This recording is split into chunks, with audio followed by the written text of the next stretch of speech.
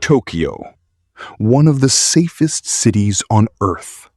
A place where people leave their doors unlocked, where children walk to school alone, where crime is so rare it barely registers as a fear in daily life. And yet, on the morning of December 31, 2000, the last day of the millennium, something happened in a quiet residential neighborhood in Setagaya Ward that would shatter that sense of safety forever. A family of 4 lay dead inside their home. The killer had spent hours inside that house. He ate their food. He used their bathroom. He slept in their home with their bodies still in it. And then he walked out into the new year and was never found. The Miyazawa family lived on a modest, tree-lined street in Setagaya, one of Tokyo's quieter residential wards.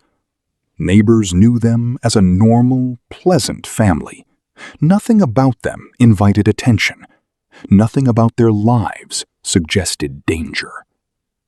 On the morning of December 31st, a relative arrived at the house for a planned New Year's visit. The door was unlocked.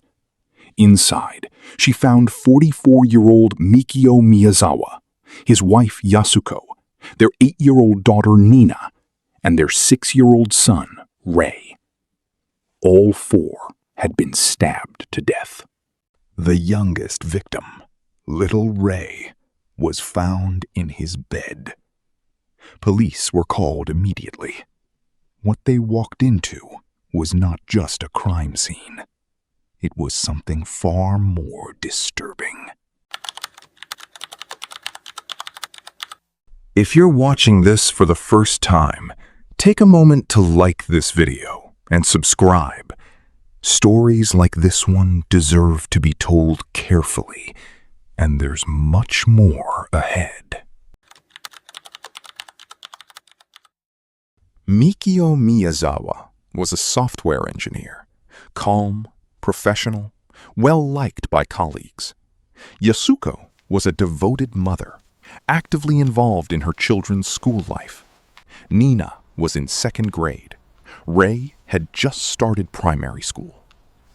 By every account, they were an ordinary, happy family, living an ordinary life in one of the world's most orderly cities. There was no known history of threats, no financial disputes, no suspicious relationships. Nothing in their lives pointed toward any enemy, let alone toward the kind of violence that ended them. Which is what made the investigation that followed so deeply unsettling.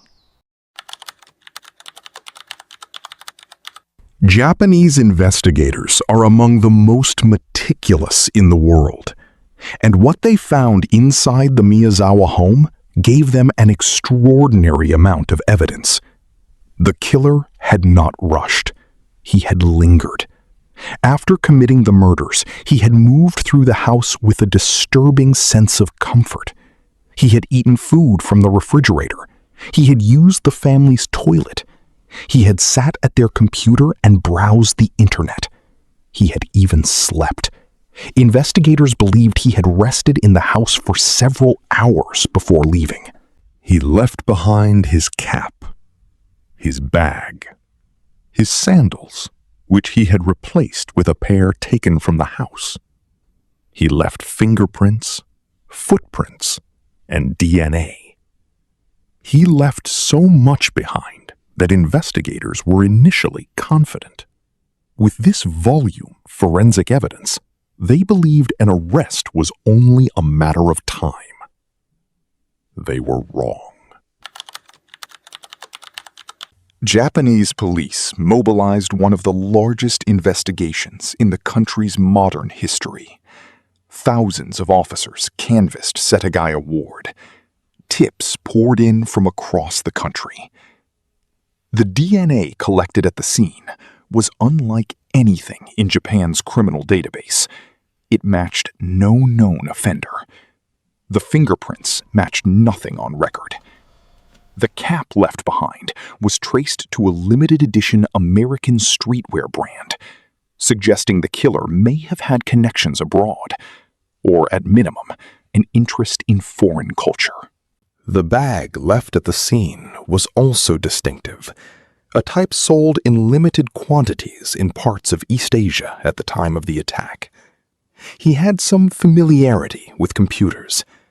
His DNA suggested mixed ancestry, possibly with partial East Asian heritage outside of Japan. But the profile brought them no closer to a name. What makes the Setagaya case so haunting is not the lack of evidence, it is the abundance of it.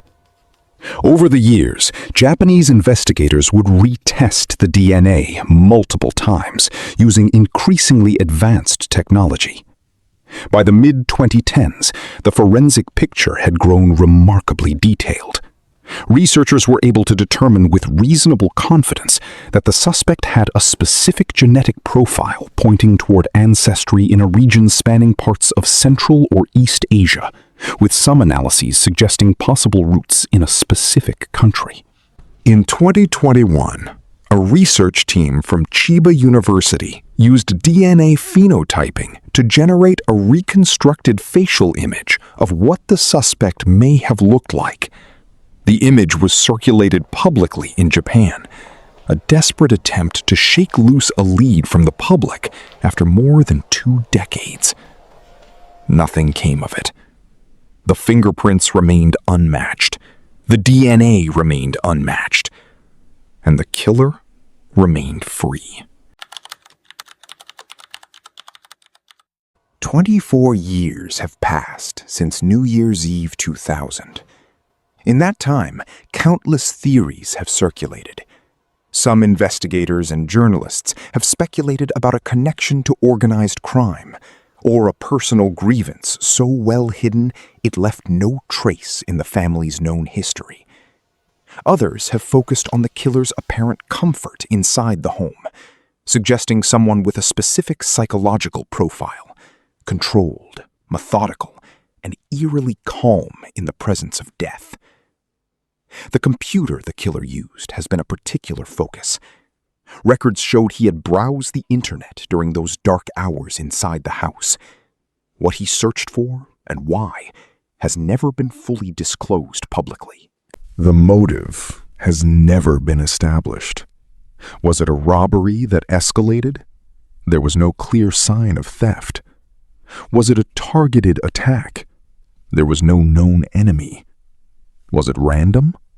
The sustained presence inside the home suggests otherwise.